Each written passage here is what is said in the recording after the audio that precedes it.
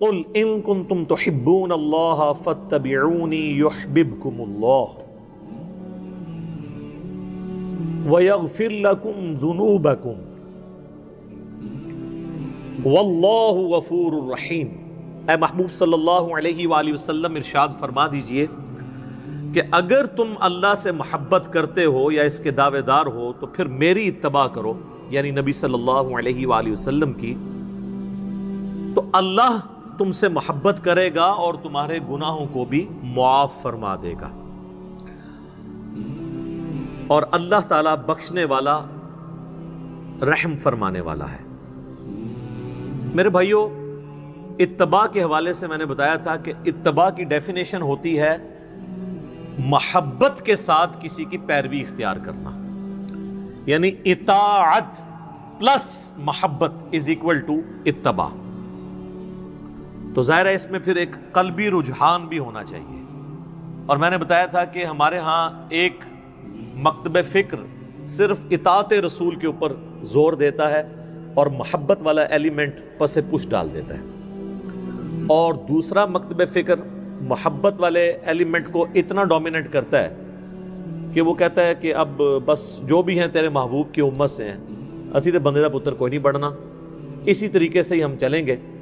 وہ دوسری ایکسٹریم پہ چلے جاتے ہیں، جبکہ قرآن میں اطاعت رسول کا بھی حکم ہے صلی اللہ علیہ وآلہ وسلم، اور اتباع رسول کا بھی۔ اتباع میں یہاں تک بھی ہوتا ہے کہ محبت کی وجہ سے انسان بغیر کسی لاجک کے، بغیر کسی کے حکم دیے بھی وہ کام کرنا شروع کر دیتا ہے جس کے ساتھ اس کی عقیدت وابستہ ہوتی ہے۔ اس کی چند ایک مثالیں میں نے بخاری اور مسلم کی روشنی میں پچھلی قرآن کلاس کے اندر ڈسکس کی تھی، آج ان کو ریپیٹ کرنے کی ضرورت نہیں ہے۔ کچھ کریٹیکل احادیث اس کانٹیکسٹ میں چاہ رہا ہوں ڈسکس کر لوں۔ پہلی حدیث بخاری اور مسلم کی متفق علیہ حدیث ہے۔ اللہ کے محبوب صلی اللہ علیہ وآلہ وسلم نے فرمایا، اس شخص نے ایمان کی حلاوت چکھ لی، مٹھاس چکھ لی، جس میں 3 نشانیاں ہوں گی۔ نمبر 1، اللہ اور اس کا محبوب صلی اللہ علیہ وآلہ وسلم اسے پوری دنیا میں سب سے بڑھ کے محبوب ہو جائے۔ نمبر 2، اس کی دوستی اور دشمنی کا معیار اللہ کی ذات ہو۔ اور نمبر 3، کفر کی طرف لوٹایا جانا اس کے لیے اتنا ہی مشکل ہو جائے جتنا زندہ آگ میں جلایا جانا، وہ آگ میں جلنے کے لیے تیار ہو جائے لیکن اسلام نہ چھوڑے۔ جس میں یہ 3 خوبیاں ہوں گی وہ ایمان کی حلاوت چکھ لے گا۔ اللہم اجعلنا منہم، آمین۔ یہ حدیث خود ہی اتنی سیلف ایکسپلینیٹری ہے، اس پہ 1 گھنٹہ بولنے کی ضرورت نہیں ہے، ہر شخص اپنا محاسبہ خود کر سکتا ہے۔ ایک اور حدیث ہے بخاری اور مسلم میں، متفق علیہ حدیث ہے، شروع میں ہی کتاب الایمان میں، تم میں سے کوئی شخص اس وقت تک مؤمن نہیں ہو سکتا جب تک کہ میں اسے اس کے ماں باپ، اولاد، سب لوگوں سے بڑھ کر عزیز نہ ہو جاؤں۔ اس کا مفہوم بڑا واضح ہے۔ محبت کا تقاضا یہ نہیں ہے کہ صرف اونچی آواز میں نعرہ لگا لیا جائے، بلکہ پوری دنیا، حتیٰ کہ اس کے ماں باپ، اولاد اور سب رشتہ دار، پوری دنیا والے ایک طرف کھڑے ہوں اور اللہ کے محبوب صلی اللہ علیہ وآلہ وسلم اسے دوسری طرف بلا رہے ہوں، تو وہ سب کی پرواہ کیے بغیر اللہ کے محبوب صلی اللہ علیہ وآلہ وسلم کی دعوت پر لبیک کہے۔ یہ ہے اس کا مطلب۔ اور ظاہر ہے کہ بڑا مشکل کام ہے۔ یہاں پر تو ایک نوجوان کے لیے داڑھی رکھنا مشکل ہو جاتا ہے، پہلے ماں باپ ہرڈل بنتے ہیں، بعد میں بیویاں۔ عورتوں کے لیے نقاب کرنا مشکل ہو جاتا ہے کہ ہم اس معاشرے میں مس فٹ ہیں، اور ویسے ان سے پوچھے تو وہ کہیں گے کہ اللہ کے نبی سے سب سے بڑھ کے ہم محبت کرتے ہیں صلی اللہ علیہ وآلہ وسلم۔ تو محبت کو جسٹیفائی کرنا ہے اطاعت اور پیروی کے ساتھ، حکم عدولی والا معاملہ نہ ہو۔ جس سے محبت کرتا ہے نا، پھر اس کے لیے کر گزرتا ہے انسان۔ یہاں تو لوگ دنیاوی محبت میں اور عشق مجازی کے اندر خودکشی کر جاتے ہیں، تو وہ پھر کسی حد تک ویسے اپنی محبت میں جسٹیفائی ہوتے ہیں کہ جان دے دیتے ہیں، باقی ان کا عمل جو ہے وہ تو غلط ہے۔ لیکن یہاں پہ جان دینے کے لیے سارے مسلمان تیار ہیں. کہتے ہیں نا غلامی رسول میں موت بھی قبول ہے، اس لیے کہ انہیں یقین ہوتا ہے کہ ہم سے موت کوئی نہیں غلامی میں مانگے گا. ہم سے ڈیمانڈ ہوگی فجر کی نماز جماعت سے پڑھنے کی، یہ تو ہم پڑھ نہیں سکتے. موت ہمیں قبول ہے، کیونکہ موت تو ہم سے کسی نے مانگنی نہیں ہے. وہ تو لڑ گئے لڑنے والے اللہ کے لیے قادسیہ اور یرموک اور بدر و احد رضی اللہ عنہم اجمعین وعلیہم السلام اجمعین ورحمہم اللہ اجمعین آمین. ہم تو صرف دعوے دار ہیں. ہم ایئر کنڈیشن ماحول میں بیٹھ کے بھی خشوع خضوع کے ساتھ نماز نہیں پڑھ سکتے. ٹیلی فون ہم نے سیل فون جو ہے وہ سائلنٹ پہ نہیں وائبریٹر پہ لگایا ہوتا ہے کہ نماز کے دوران اگر آ جائے مجھے پتہ تو چل جائے. جب ہمارا اللہ سے کمٹمنٹ کا لیول یہ ہوگا تو پھر ظاہر ہے اس کی آؤٹ پٹ تو ویسے ہی نکلے گی نا کہ کہتے ہیں جی نماز میں وہ عجیب و غریب قسم کے خیالات آتے ہیں. جب آپ نماز کے باہر ان خیالات میں رہتے ہیں تو نماز میں بھی اسی خیال میں ہی رہیں گے نا. سوئچ آف تو کوئی نہیں کر سکتا.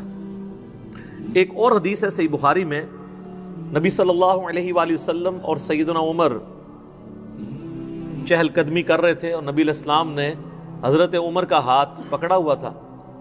تو سیدنا عمر تھوڑے سے فرینک ہو گئے رسول اللہ کے ساتھ صلی اللہ علیہ وآلہ وسلم کہ مجھ پہ اتنی شفقت ہے، تو انہوں نے کہا تھوڑی حاضری ہم بھی لگوا دیں. صحیح بخاری کے الفاظ ہیں، انہوں نے کہا یا رسول اللہ اس پوری دنیا میں سب سے بڑھ کر مجھے آپ عزیز ہیں سوائے اپنی جان کے. ویسے سچ بولا انہوں نے.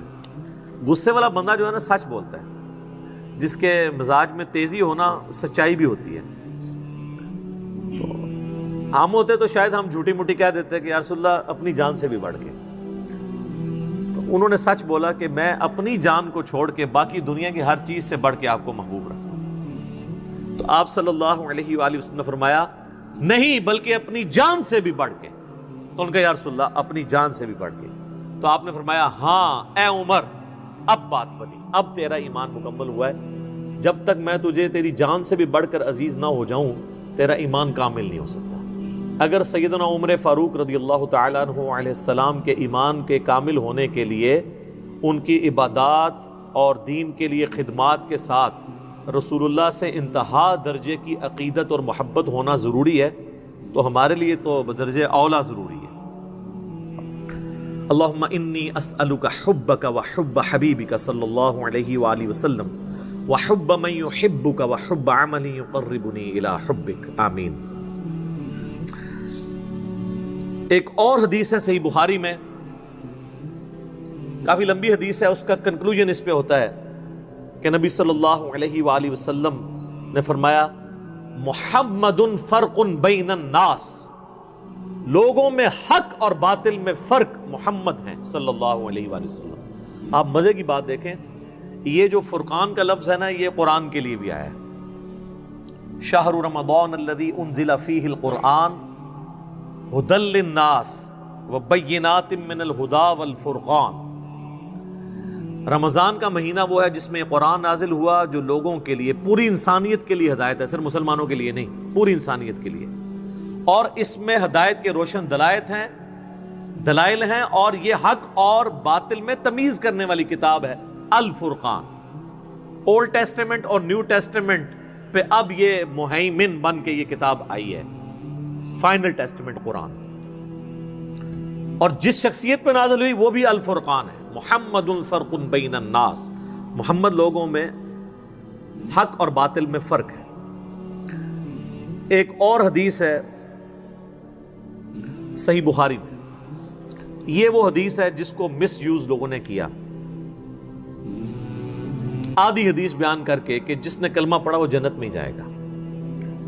امام بخاری نے صحیح بخاری میں بالکل آخر میں جا کے نا ایک باب باندھا ہے. میں اکثر سوچتا تھا یہ باب شروع میں ہونا چاہیے، مشکات کے شروع میں ہے وہ باب. اس باب کا نام ہے کتاب الاعتصام بالکتاب والسنہ، کتاب و سنت کو مضبوطی سے پکڑنے والا چیپٹر، جس میں انہوں نے ساری وہ حدیثیں جمع کی ہیں جس میں ترغیب دلائی گئی ہے کہ کتاب اللہ اور سنت کو مضبوطی سے پکڑنا ہے. لیکن انہوں نے آخر میں جا کے چیپٹر باندھا ہے. مطلب یہ کہ جب آپ بخاری شریف اینڈ کریں نا تو یہ بات آپ نے ضرور یاد رکھنی ہے، کیونکہ یہاں پر تو آپ کو بتاؤں کئی مزار ایسے ہیں جس پہ ختم قرآن کی طرح ختم بخاری بھی ہوتا ہے تلاوت کر کے. ترجمہ بیان کر کے نہیں، وہ جو پڑھ رہا ہوتا ہے اس کو بھی نہیں پتا ہوتا، وہ ختم بخاری ہوتا ہے۔ وہ کسی بزرگ نے سوچا ہوگا نا ابھی تک ختم قرآن ہے، چلو ہم بھی ایک جاری کر دیں، ختم بخاری۔ تو ختم بخاری جب ہو رہا ہو اور اس کے اینڈ پہ پہنچے ہوں تو کتاب و سنت کو مضبوطی سے پکڑنے والی احادیث ان کے سامنے ہے۔ اس میں ایک حدیث ہے، نبی صلی اللہ علیہ وآلہ وسلم نے فرمایا میری پوری امت جنت میں جائے گی سوائے اس شخص کے جس نے جنت میں جانے سے انکار کر دیا۔ سر کون ہے جو جانے سے انکار کرے گا؟ ہم تو بغیر کچھ کیے جانے کے لیے تیار ہیں، تو انکار کیوں کرنا ہے؟ بن بلائے مہمان بنے ہوئے ہیں سارے کلمہ گو مسلمان، تو انکار کس نے کرنا ہے؟ تو صحابہ نے بھی یہی پوچھا، یا رسول اللہ یہ انکار کون کرے گا؟ آپ نے فرمایا آپ جواب سنیں کتنا انٹلیکچوئل ہے۔ جو صحیح مسلم کی حدیث ہے، مجھے اللہ نے جوامع کلمات کے ساتھ مبعوث کیا ہے، بات مختصر لیکن اس کی گہرائی بہت زیادہ۔ آپ نے فرمایا جس نے میری اطاعت کی وہ جنت میں جائے گا، اور جس نے میری نافرمانی کی اس نے جنت میں جانے سے انکار کر دیا۔ اس نے خود ہی انکار کر دیا، تو پوری امت جنت میں جائے گی سبجیکٹڈ ٹو، اس شرط کے ساتھ کہ وہ اطاعت اختیار کرے۔ باقی وہ چیز اپنی جگہ موجود ہے کہ جس نے ایک دفعہ بھی صدقے دل سے کلمہ پڑھا ہے، اگر اس کی زندگی کا ڈومیننٹ پہلو برائیوں پہ ہے تو الٹیمیٹلی ایک نہ ایک دن وہ اپنا عذاب بھگت کے جنت میں جائے گا۔ وہ تو عقیدہ ہے، لیکن یہ بڑا خطرناک معاملہ ہے۔ یہ یہاں ایئر کنڈیشن کمرے میں بیٹھ کے یہ بات کرنا بڑی آسان ہے، لیکن 5 منٹ کے لیے نہیں، 5 سیکنڈ کے لیے موم بتی کے فلیم کے اوپر یوں ہاتھ رکھنا یہ مشکل ہے۔ اور وہ مسلمان کہہ رہا ہوتا ہے خیر ہے جی ایک پھیرا ہی لگے گا نا، پھر تو جنت ہی ٹور ہی جانا ہے۔ ایک پھیرا جو 5 سیکنڈ کے لیے موم بتی نہیں برداشت کر سکتا، وہ کہتا ہے ایک پھیرا لگے گا۔ جبکہ بخاری اور مسلم دونوں میں حدیث ہے کہ جہنم کی آگ دنیا کی آگ سے 70 گنا تیز ہے۔ اللہم اجرنا من النار۔ اور بخاری اور مسلم کی متفق علیہ حدیث ہے کہ جہنم کا سب سے ہلکا عذاب یہ ہے کہ پاؤں میں آگ کی جوتیاں پہنائی جائیں گی اور اس کی تپش سے دماغ ہنڈیا کی طرح کھولے گا۔ یہ سب سے ہلکا عذاب ہے۔ تو بھاری عذاب کون اس کو بریف کر سکتا ہے؟ ویسے آنکھیں بند کرنی ہے تو بے شک کر لیں۔ وہ جو مولا علی کا قول ہے کہ انسان سویا ہوا ہے مرتے ہی جاگ جائے گا، اوہ اصل زندگی تو یہ تھی، لیکن اس وقت جاگنے کا فائدہ نہیں۔ ایک اور حدیث ہے، مسند امام احمد میں ہے، المستدرک للحاکم کے اندر بھی ہے، مشکات میں بھی آپ کو مل جائے گی شروع میں ہی۔ اللہ کے محبوب صلی اللہ علیہ وآلہ وسلم نے زمین پہ ایک سیدھی لکیر کھینچی اور اس کے دائیں اور بائیں کچھ ٹیڑھی لکیریں کھینچی ایسے، اور آپ نے اس سیدھی لکیر کے اوپر ہاتھ رکھ کے کہا وَأَنَّ هَذَا صِرَاطِي مُسْتَقِيمًا، یہ ہے سیدھا راستہ میرا، اس کی پیروی کرو، ادھر ادھر کے ٹیڑھے راستوں کی پیروی نہ کرو ورنہ تمہیں وہ اللہ کے راستے سے ہٹا دیں گے۔ یہ وہ چیز ہے جس کی اللہ تمہیں وصیت کرتا ہے۔ یہ آیت آپ نے تلاوت کی سورۃ الانعام کی، اور پھر آپ نے فرمایا یہ ارد گرد ٹیڑھے راستے ابلیس کے راستے ہیں اور یہ سینٹر میں جو سیدھا راستہ ہے یہ میرا راستہ ہے، نبی صلی اللہ علیہ وآلہ وسلم کا راستہ۔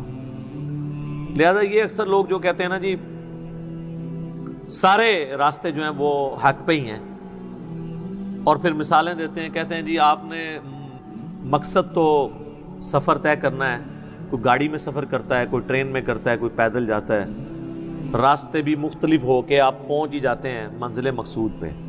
یہ دنیا کی مثالیں اللہ کے راستے کے لیے آپ نہیں دے سکتے، کیونکہ اللہ کا معاملہ تو بالکل الگ ہے، اس نے تو راستہ ایک بتایا ہے۔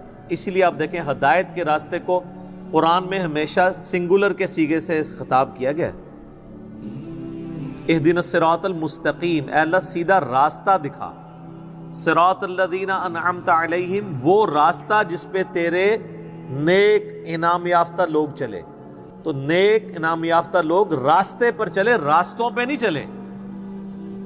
جب ایک سے زیادہ ہوں گے تو وہ نبی علیہ السلام کا راستہ نہیں ہوگا۔ یہاں کہتے ہیں سارے حق پہ ہیں جی، کہتے ہیں جی وہ سب نے اسی ایک بڑی نہر سے یا سمندر سے ہی پانی لیا ہے۔